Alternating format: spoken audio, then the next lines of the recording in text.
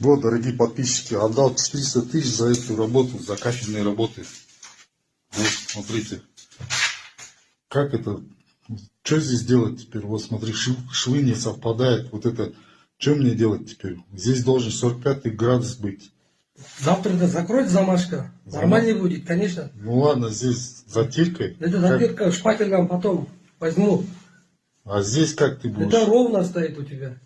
Нет, здесь не совпадает же. Совпадает. Вот, Как не совпадает?